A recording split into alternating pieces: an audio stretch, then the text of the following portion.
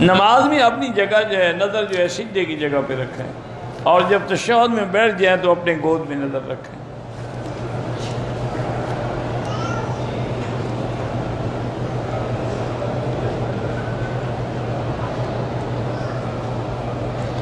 کہتے جی کہ حضرت محمد شفیع صاحب نناری ہیں سکھر سے، وہ کہتے ہیں کہ میں بغیر کسی لالچ کے لوگوں کو گناہوں سے، زنا سے بچانے کے لیے، نیکی کی طرف لانے کے لیے ان کے نکاح کراتا ہوں، رشتے کراتا ہوں، دعا کریں اللہ مجھے اخلاص عطا فرمائے۔ بالکل اللہ آپ کو اخلاص عطا فرمائے، بڑی اچھی بات ہے، لیکن اس کا مجھے بھی تو کوئی فائدہ ہونا، پھر میں دیکھوں نا تم کتنا مخلص ہو۔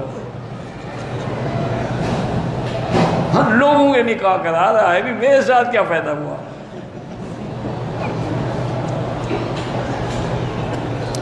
آج کل میڈیا جو ہے وہ علماء کے خلاف ہے، تو پہلے کون سا علماء کے حق میں تھا؟ میڈیا ہمیشہ علماء کے خلاف، اہل حق کے خلاف ہی ہوتا ہے۔ اور یہ بات یاد رکھیں کہ جتنا کسی اہل حق کو گالیاں ملے نہ سمجھ لو کہ وہ اتنا بڑا حق پر ہے۔ جو حق والا نہ ہو، حلوائی ہو، اس کو کوئی گالی نہیں دیتا۔ آپ پوری تاریخ اٹھا کے دیکھ لیں کہ جب انگریزوں سے جنگ لڑی تھی، جنگ آزادی لڑی جا رہی تھی، تو جتنے حلوے والے تھے وہ مزے کر رہے تھے، ان کو جگیریں مل رہی تھیں، ان کو خطاب مل رہے تھے، کوئی شمس العلماء بن رہا تھا، کوئی سر کہلا رہا تھا، کوئی ڈاکٹر بن رہا تھا۔ علماء حقہ کو پھانسیوں پہ لٹکایا جا رہا، علماء حقہ کو مالٹا کی قید میں ڈالا جا رہا۔ تو یہ تو ابتدا سے ہوتا آیا ہے کہ ہر اہل حق کو تکلیفیں برداشت کرنی پڑتی ہیں، اور اگر کسی کو تکلیفیں نہ ملے نہ مانے کہ اس کے اندر کوئی کمزوری۔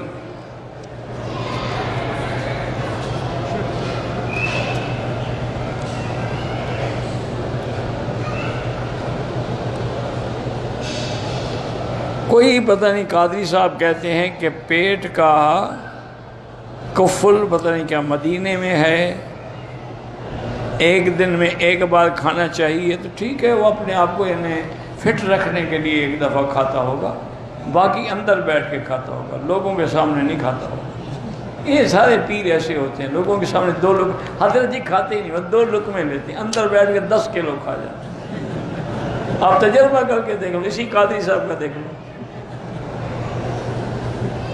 بس دعا کرو اللہ ہدایت۔ ایک مولوی صاحب نے پہلے اعلان کیا تھا کہ مجھے اللہ نے خبر دے دی ہے کہ چونکہ حضور سرکار دو جہاں عمر مبارک 63 سال تھی، ہم نے تمہاری عمر بھی 63 سال کر دی تاکہ تم عاشق رسول ہو تو حضور کی عمر کے مطابق تمہیں بھی موت آئے۔ اچھا، اب 63 سال جب گزر گئے تو موت تو نہ آئی۔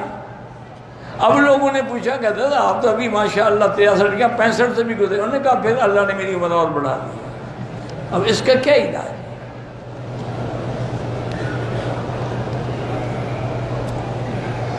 دو لڑکوں نے شہوت کے طور پہ ایک دوسرے کو بوسہ دیا، بھئی اگر انزال ہو گیا تو غسل ہے، ورنہ غسل نہیں ہے، لیکن توبہ کریں، توبہ کریں۔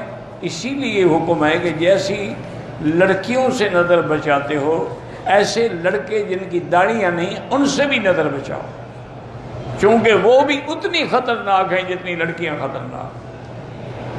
اسی لیے مجھے یاد ہے ہم جب مدرسے میں پڑھتے تھے تو ہمارے جو حضرت استاذ تھے انہوں نے شرط رکھی تھی کہ لڑکے کی داڑھی نہ ہو تو میرے مدرسے میں داخل نہ کرنا، جب تک داڑھی نہیں ہوگی میں مدرسے میں نہیں رکھوں گا۔ حضرت تو بیچارے انہوں نے کہا نہیں، فتنہ پیدا ہوتا ہے، میں فتنے کا متحمل نہیں ہو سکتا۔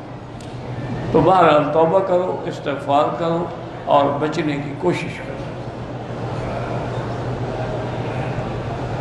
سنت مؤکدہ ہو یا غیر مؤکدہ، آخری 2 رکعات میں فاتحہ بھی پڑھیں گے اور اس کے بعد سورت بھی پڑھیں گے۔ صرف فرض نماز کی پہلی 2 رکعتوں میں فاتحہ اور سورت، آخری 2 رکعتوں میں صرف فاتحہ۔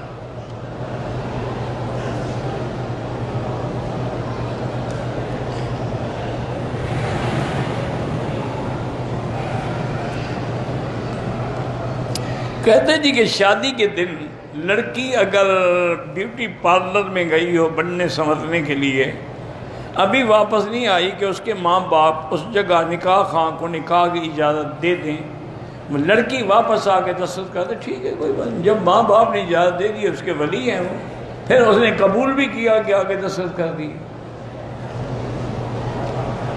غسل کرنے کے بعد نماز کے لیے وضو کی ضرورت نہیں ہوتی اگر پہلے وضو کیا ہے آپ نے پھر غسل کیا ہے۔ اگر پہلے وضو نہیں کیا ہے تو غسل کے بعد پھر وضو کرو۔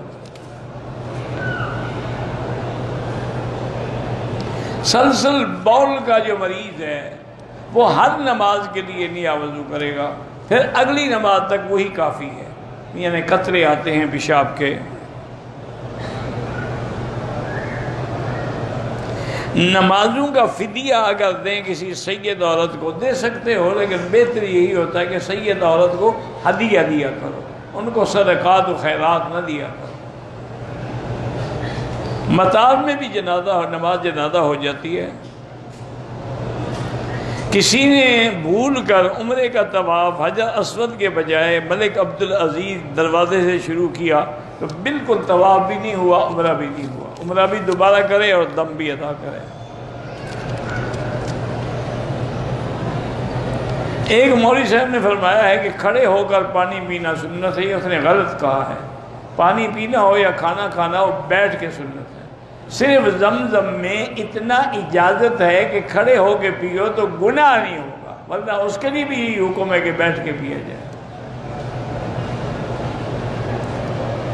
حج میں جو جمرات کو ہم کنکریاں مارتے ہیں حضرت ابراہیم علیہ السلام کے زمانے سے شروع ہوئی ہیں۔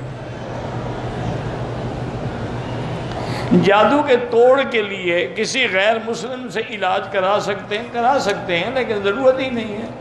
جب اللہ کا قرآن گھر میں موجود ہے اور سورۃ البقرہ موجود ہے تو کسی غیر مسلم کے پاس جانے کی کیا ضرورت ہے؟ اللہ کا کوئی نبی بھی عالم الغیب نہیں ہوتا اور حضور بھی علم غیب نہیں جانتے تھے۔ اعلان ہو گیا قُلْ لَا يَعْلَمُ مَنْ فِي السَّمَاوَاتِ وَالْأَرْضِ الْغَيْبَ إِلَّا اللَّهُ، آسمانوں اور زمینوں میں کوئی غیب نہیں جانتا مگر اللہ۔ موت کے بعد جو قرآن خوانی ہوتی ہے وہ بدعت ہے۔ اندھیرے میں نماز ہو جاتی ہے، ہاں ہو جاتی ہے۔